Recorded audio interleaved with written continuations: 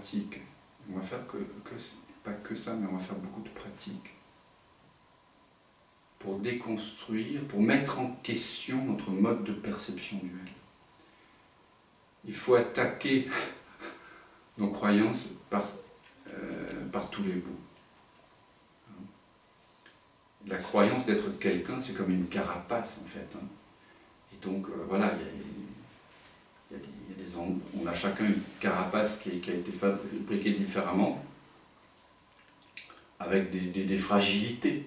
Toute défense a une fragilité, donc c'est comme une stratégie militaire. On va attaquer les points sensibles. Et donc chaque expérience est une occasion de comparer ce que je crois avec ce que je vois. Alors chaque expérience est une occasion de réaliser sa vraie nature d'espace. Alors, je t'en présente une autre, parce que, et pour tout le monde aussi, c'est l'expérience du doigt. Vous la connaissez sans doute, puisque je la partage souvent. Douglas, c'était un peu son expérience phare. Tout à l'heure, on parlait du parcours, l'apparent parcours. Tant qu'un humain se prend pour quelqu'un, et qui se situe dans un parcours pour atteindre des choses, pour obtenir des choses, pour s'améliorer, pour être mieux vu par les autres et par ce qu'il croit être lui-même, il est effectivement une sorte de quête insatiable, parce qu'il est tourné vers l'extérieur, il est tourné vers le monde, il est tourné vers le futur, vers l'avenir. Et donc, on comprend bien que quand on est ainsi tout le temps tourné vers le futur, qui n'est qu'une pensée issue de la mémoire, donc du passé, eh bien, on n'est pas là. Tu le conçois, ça? L'homme, il vit de façon extériorisée, quoi. Il a toujours la flèche de l'attention, elle est tournée vers l'extérieur. Là, sur quoi je vous invite, c'est de retourner vers la flèche de l'attention vers sa propre source. Ça, c'est quelque chose qu'on ne fait pas au cœur de notre civilisation. À aucun moment, je suis sûr, presque, on vous a demandé à l'école, à la maternelle, au lycée, à l'université, au travail, en famille, entre amis, à part dans les 700, on vous a invité à retourner l'attention vers sa propre source. C'est quelque chose qui est totalement oublié, nié, quasiment. Et c'est pour ça que Wei Wu Wei, il appelait ça le secret ouvert. Secret ouvert. C'est ouvert, ici, mais c'est un secret. Personne ne sait que c'est cela que nous sommes chacun. Donc, on va faire une autre pratique, c'est celle du doigt qui pointe. Et donc, le doigt figure en fait la flèche de l'attention, qui est toujours tournée vers les perceptions. Alors, pour que ce soit clair ici, ce que j'appelle perception, c'est donc tout ce qui nous parvient par le truchement des 5 sens, donc les perceptions visuelles, auditives, olfactives, gustatives et sensorielles, le toucher, plus la pensée, d'accord? C'est une perception. Une perception, c'est quelque chose qui apparaît et qui disparaît. C'est quelque chose qui a une durée de vie limitée, d'accord? On est d'accord que toute perception se transforme, elle est impermanente. Et notre problème, notre souffrance vient du fait qu'on cherche la permanence au cœur de l'impermanence. C'est pour ça qu'on a le tournis.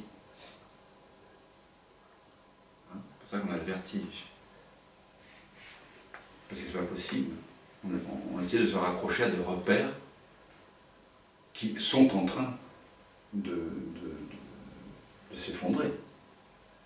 Donc on va voir, est-ce qu'il y a quelque chose dans ce monde? Peut-être que ce n'est pas quelque chose, mais est-ce qu'il y a... On pressent quand même, si on est ici, c'est qu'on pressent qu'il y a quelque chose qui est là tout le temps. Alors on va commencer par pointer vers des objets, vers des perceptions, et puis on interrogera la source de la perception. Donc je vous invite à prendre votre index, de la même façon, et on va pointer vers, par exemple, le sol, là, voilà, les tomates, là, les jolies tomates. Là, vous voyez, je mets un qualificatif, donc c'est quelque chose qu'on peut nommer, hein, qu'on peut dessiner avec le doigt, qui est apparu dans le monde et qui va disparaître. Ça a des couleurs, hein, différentes couleurs, différentes sur le nuancier de marron, rouge, orangé. Ça a des limites. Hein, hein. On pourrait le dessiner, on pourrait le photographier. On ne peut pas voir à travers. Tu as remarqué ça, Niki? On peut pas, c'est opaque. C'est important de le remarquer. Et puis maintenant, je vais vous demander de pointer vers un ami. Là-bas, un ami, quelque part. Donc là, vous voyez le visage d'un ami, c'est également une perception. Voilà. Et cette perception, vous pouvez le dessiner, vous pouvez faire le tour avec votre doigt, hein, il a des limites. Vous pouvez aussi le saisir entre le pouce et l'index, voir qu'il est tout petit cet ami, ce visage-là. Et puis vous réalisez qu'il porte un nom, hein, vous pouvez le nommer. Voilà. Et il a un âge aussi. Hein, voilà. Un jour il est né, un jour cet ami ne sera plus, de la même façon que les tomates. Et on ne peut pas voir à travers l'ami. Hein. Voilà. Il y a un visage, mais c'est comme un masque, on ne peut pas voir à travers, en tout cas. On peut le photographier, on peut le dessiner, donc ça a toutes les qualités d'une perception, même titre que les tomates. Maintenant, vous allez diriger votre attention vers les cuisses, vers vos propres cuisses, donc peut-être c'est plus familier, mais ce n'est que la mémoire qui vous dit ça finalement. Regardez cette cuisse aussi, habillée ou nue, en tout cas, ça a un nom, une cuisse, ça a une forme, une limite, ça a un âge, c'est né, ça va mourir, c'est opaque, vous ne pouvez pas regarder à travers, ça a des couleurs. Qu'est-ce qu'on peut dire de plus? On peut le photographier, on peut le dessiner. C'est quelque chose qui appartient au monde, c'est un objet dans le monde, hein, comme le visage de l'ami, comme les tomates, tout ça, ce sont des perceptions transitoires. Maintenant, vous allez pointer vers le ventre, 40 cm. Là, vous voyez pareil, quelque chose qui a une forme, hein, ça pointe vers une forme, ça pointe vers quelque chose qui a une couleur, qui a un âge, qui un jour est apparu dans le monde et qui un jour disparaîtra. C'est une perception. Ce ventre ou cette cuisse, on a l'habitude de dire c'est moi, ou en tout cas de dire c'est mon corps. Hein. Ceci est mon corps. Ça vous rappelle quelque chose? Et puis on remonte vers la poitrine. On pointe maintenant vers la poitrine, et cette poitrine, bon, si elle a une forme, des limites, elle a une couleur, c'est opaque, hein, on ne peut pas voir à travers. Ça a une date de péremption aussi, une date de naissance. Donc ça appartient au monde des objets, à ce qui est perçu, à ce qui peut être dessiné. Voilà. Et maintenant, je vais vous demander de faire le geste le plus spirituel au monde, le plus authentique, celui que nous allons cesser de partager ensemble. Je vais vous demander de retourner la flèche de l'attention vers ceux qui, de votre point de vue, perçoivent, c'est-à-dire vers cet endroit où, habituellement, et par inattention, vous imaginez une tête et deux petits yeux. Donc vous tenez bien le doigt à 30-40 cm pour ne pas loucher.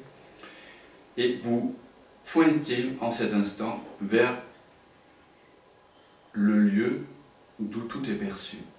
Tout ce qu'on vient d'énumérer est perçu depuis la source vers laquelle pointe l'index. Qu'est-ce que tu perçois, Niki, là, dans l'instant?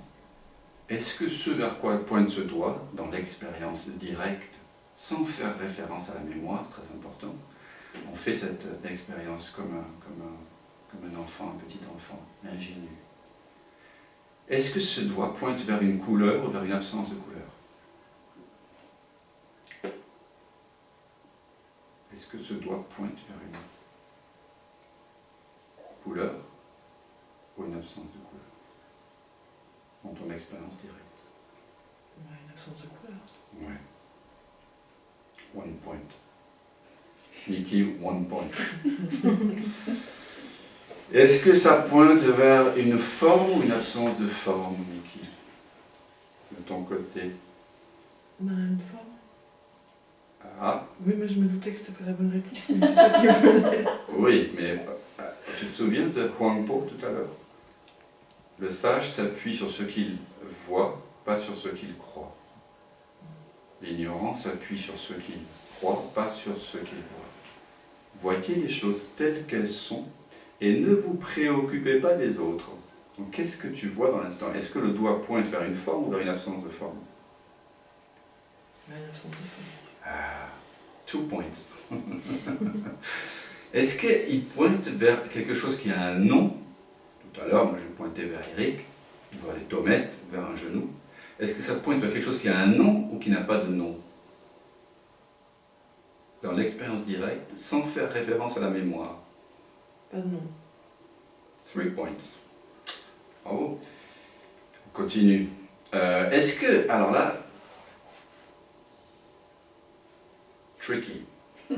Mickey, tricky Mickey. Parle anglais? C'est un peu tricky, c'est un peu, comment on pourrait dire ça? Un peu au défi. Ambitieux. Un peu vicieux, voilà. Est-ce que ça pointe vers quelque chose qui est opaque? Ou, comme par exemple le visage de l'ami vers lequel tu as pointé tout à l'heure, tu ne pouvais pas voir à travers. Ou vers quelque chose qui est transparent. Non mais regarde pas le beau... je sais pas Non, j'étais perdu. Non, regarde le doigt. Parce que c'est le doigt qui t'interpelle. C'est celui-là qui est important. Il va te dire,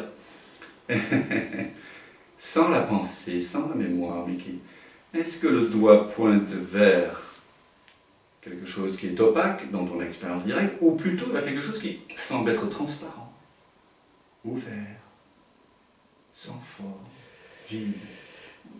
Quelque chose qui semble être transparent.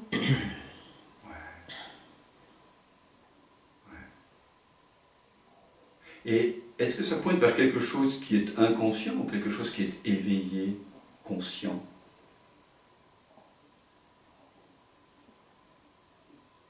Est-ce qu'il y a de la conscience par là où il y a le doigt? Est-ce que la conscience se trouve du côté du doigt ou du côté vers où pointe le doigt? Ce qui est conscient, de ton point de vue. Est-ce que le doigt, il est conscient, d'être conscient? Ou est-ce qu'il pointe vers quelque chose qui est sans forme, sans couleur, et qui lui, un espace donc vide, transparent, qui lui est conscient? La deuxième version. Deuxième version. Ok. Maintenant, laissons tomber les doigts. Est-ce qu'en laissant tomber le doigt, cet espace ouvert, transparent, sans couleur, sans nom, sans forme, est toujours là? Est-ce que vous avez besoin de le pointer? Ou est-ce qu'il est là, dans votre expérience directe maintenant? Cet espace que le doigt, vers lequel le doigt pointé, est-ce que vous avez besoin du doigt pour... ou est-ce qu'il est toujours là? Là où habituellement vous imaginez une tête, et que manifestement vous ne voyez pas dans l'expérience directe, là où vous venez de redécouvrir cet espace ouvert, est-ce que vous avez besoin du doigt maintenant pour réaliser cet espace? C'est comme si c'était plus ouvert encore. C'est plus ouvert encore, ouais. Comme si c'était grand ouvert la fenêtre. C'est vrai. C'est pour ça qu'on fait plusieurs expériences. Pour certains, peut-être, dès la première expérience, ça y est, tout est ouvert au maximum. Mais pour certains, au fur et à mesure des expériences, il y a la possibilité de désembrumer. Comme tu dis. C'est ça. Donc, est-ce que, là, je réitère ma question, est-ce que cet espace est là maintenant ou est-ce que vous avez besoin de pointer pour le réaliser? Aucun besoin. Ok. Yeah. Et là, pour toi, Francis? Ok. Pour toi, Eric? Ok. Mickey?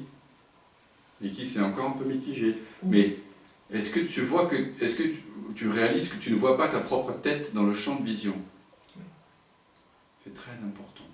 Ça a l'air de rien, mais ce petit rien, c'est le fil d'Ariane qui va te mener vers le tout. Si tu choisis de suivre ce fil d'Ariane-là, si tu allumes la mèche de ce fil d'Ariane-là, il va faire tout exploser. Tu réalises que tu ne vois pas ta propre tête dans le champ de vision. Il y a une ouverture au-dessus de tes épaules, n'est-ce pas? Un grand ouvert, quelque chose de transparent. Cela qui est au-dessus de tes épaules, qui est transparent, ne le nommons pas, mais c'est ouvert, n'est-ce pas? Ouais. Maintenant, je vous invite à faire quelque chose aussi très intéressant. Vous allez pointer donc vers cet espace transparent au-dessus de vos épaules. Et avec le deuxième doigt, vous allez pointer vers l'ami là-bas. Vous pointiez tout à l'heure. Voyez que le doigt qui pointe, moi c'est l'index droit qui pointe vers moi. L'index droit qui pointe vers ce que je suis, c'est-à-dire cet espace ouvert, vacant, transparent, sans couleur, sans forme, sans âge, accueille l'ami là-bas, qui a des couleurs, qui a une forme, qui a un âge. C'est parce que je suis vide ici que je peux accueillir l'ami là-bas. C'est parce que je suis vidé de l'idée d'être Dan, de l'idée d'être quelqu'un, que je suis ouvert pour accueillir l'ami là-bas. C'est parce que ici je suis sans couleur que je peux accueillir toutes les couleurs ici. Et il y en a un certain nombre. Pareil qu'un humain peut percevoir 6 millions de couleurs. C'est extraordinaire les couleurs. Regardez peut-être l'intensité qu'ont les couleurs en cet instant. Parce que vous les percevez à partir d'un espace transparent qui n'a pas de couleur. Là-bas, je vois des choses opaques, il y a des objets, mais je ne peux pas voir à travers. Et tous ces objets, en quelque sorte, sont vus à partir de quelque chose qui ici est transparent. Là-bas, je vois des choses. Je peux nommer enfin, quoi que je ne sais plus comment on dit, c'est un vaisselier, on dit. Oui, c'est peut-être. Je sais plus. Un buffet. Un buffet, voilà. Une lampe, des superbes, comment on appelle ça? Un bajour. Oui, Les poutres. Les poutres, oui, magnifiques, incroyables. Mais de mon côté, Le langage. oui, on en perd les mots. Et il n'y a plus émerveillement. Et ici, de mon côté, mais je ne sais pas ce que c'est. Je ne sais pas ce que c'est. Mais pourtant, c'est moi.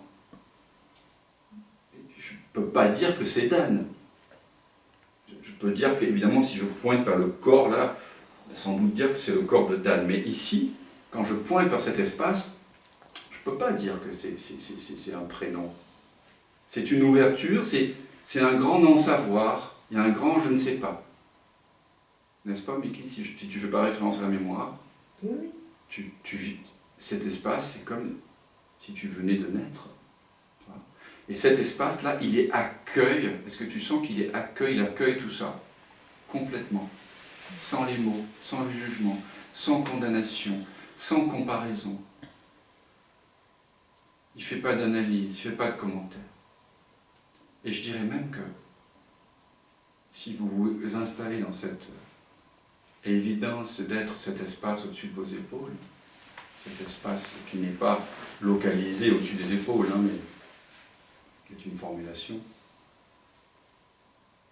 vous ne pouvez pas trouver de distance entre cet espace et les couleurs et les formes qui apparaissent, qui semblent apparaître là-bas, mais qui en réalité apparaissent ici.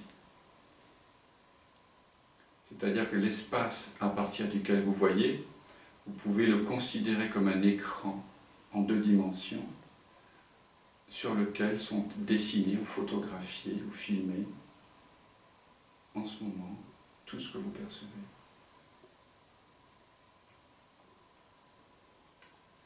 Tout ce qui semble être là-bas à une certaine distance apparaît en réalité à 0 cm de cet espace. Car pouvez-vous vraiment trouver dans l'expérience directe une distance entre l'espace qui se révèle là où vous pensiez qu'il y avait une tête et les couleurs que vous percevez? Est-ce qu'il y a vraiment une distance? La pensée va vous dire que oui. Mais tentons de faire cette expérience sans la pensée. Et demandons à l'espace.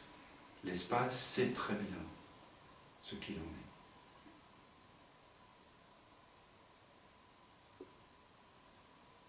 Y a-t-il, pouvez-vous trouver une frontière entre l'espace et les objets?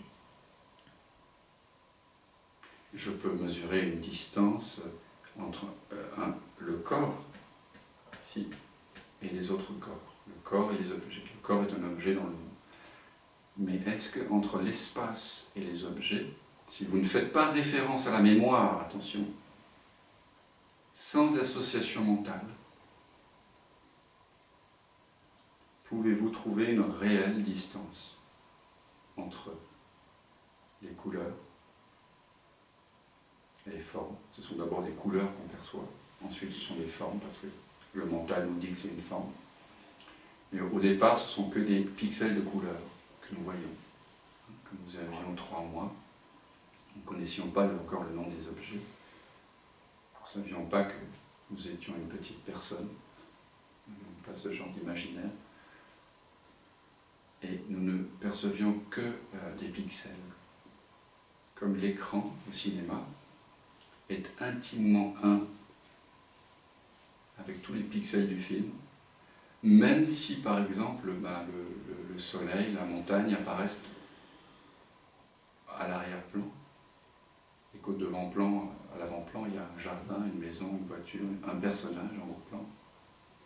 En réalité, du point de vue de l'écran que vous êtes en ce moment, à partir de cet espace grand ouvert que vous redécouvrez, il n'y a pas de distance, de différence entre les différentes couleurs.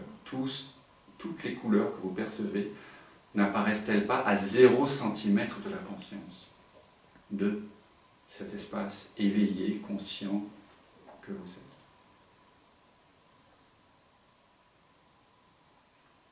Prenons un petit moment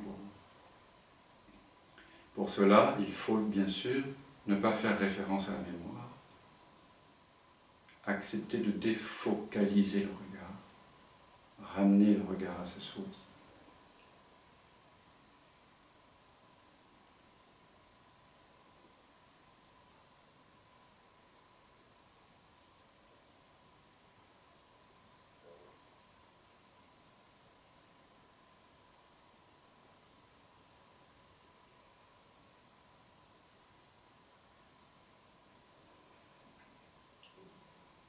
En fait, l'éveil à sa vraie nature, ça se fait en 3 temps. Et d'abord, je me prends pour quelqu'un, je me prends pour une personne séparée. Puis,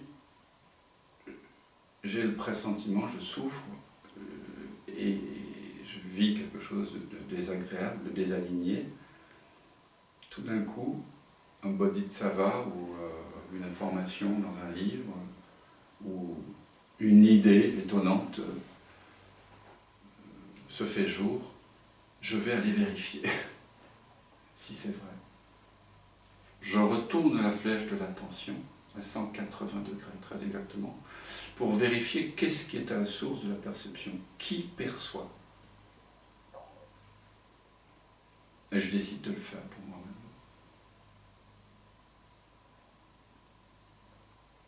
à la source de la perception.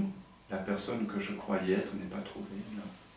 Je ne trouve rien d'autre qu'un grand espace illimité, sans couleur, sans forme, transparent, ouvert, éveillé, capacité pour le monde. Je trouve rien. Troisième temps, ce rien que je me découvre être se trouve en intimité avec tout ce qui se présente. Les sons, les odeurs, les goûts, les sensations, les pensées et les couleurs. Voilà on pourrait dire les trois temps de la reconnaissance de qui je suis, les deux temps. Je pars de l'idée d'être quelqu'un. Par exemple, tout à l'heure, nous avons pointé vers un objet. Si j'avais pointé vers mon visage dans le miroir, j'aurais pointé vers Dan. Puis maintenant, je retourne la flèche de l'attention,